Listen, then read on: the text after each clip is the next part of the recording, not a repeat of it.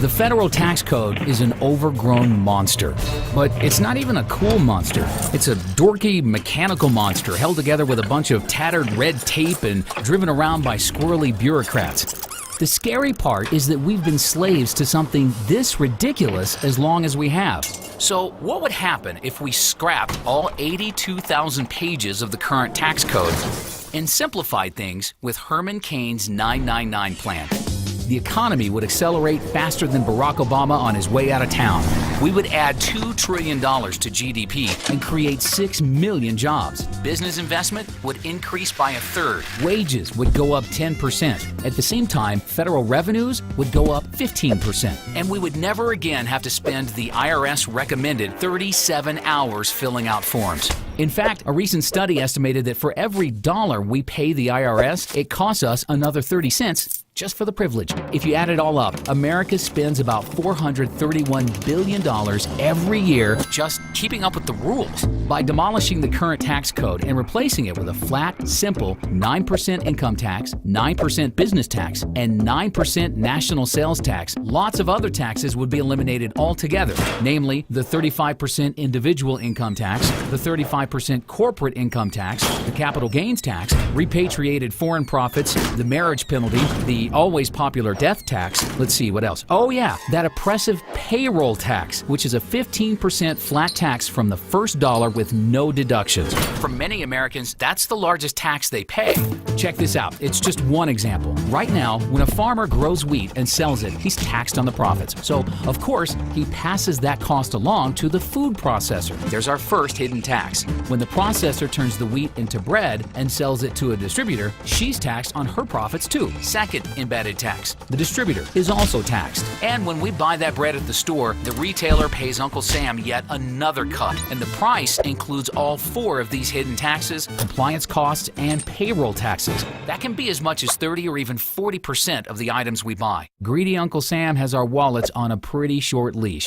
At least, that's how it works right now. But what if all these hidden business taxes were based on a flat 9% instead of that 30 or 40%? Pretty soon, the marginal costs of production would drop, and that loaf of bread gets a lot cheaper to make, thus a lower price at the store. When the new 9% national sales tax gets factored in, our out-of-pocket costs at the store stay about the same. Maybe a little less than they were before, but now we know exactly when we're being taxed and when we're not. And because taxation is directly tied to spending, we have a lot more control, too.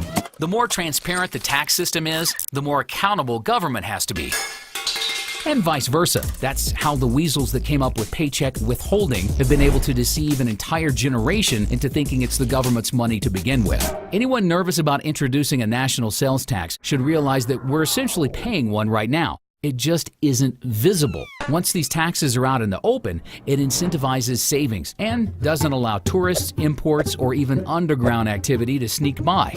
So the bottom line, what we pay at the store would stay about the same. But American businesses, the engine of the economy, could grow like crazy, no matter how guilty Warren Buffett feels about it. But how do we know that cutting business taxes will mean lower prices for us? Won't big corporations just pocket the extra profit? Actually, businesses care about something called competition, so they'll be held accountable by the largest, most powerful enforcement group in the nation. That's us, hundreds of millions of American consumers. And if you've purchased a high-tech product in the last few decades, you've seen how the free market keeps driving prices lower, while quality and innovation chug along faster than, say, government-subsidized electric cars ever will. But won't future politicians make 999 look just like the mess we have now, or worse? Well, then why bother passing any legislation ever again? And while the 999 plan does include a national sales tax, it simultaneously slices off lots of other bureaucratic tentacles already foraging in our pockets. I mean, other than the TSA.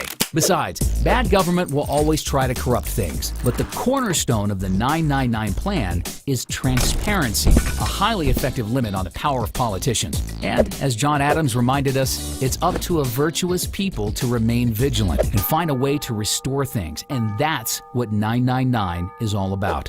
So what about the poor who don't pay any income tax right now? Well, the 999 plan actually features across-the-board exemptions that turn the entire country into an opportunity zone. And per-worker incentives and additional exemptions would be available in the most economically distressed areas. Because everybody would get an exemption starting at the poverty line, Americans in lower tax brackets right now would have even more opportunities to move up as the economy takes off.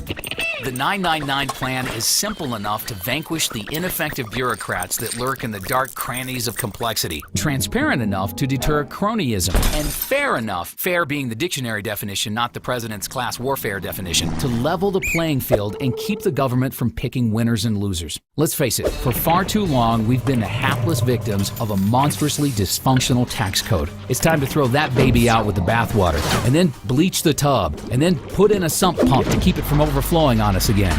With your support, the 999 plan will do just that. To learn more or spread the word, visit thekainsolution.com.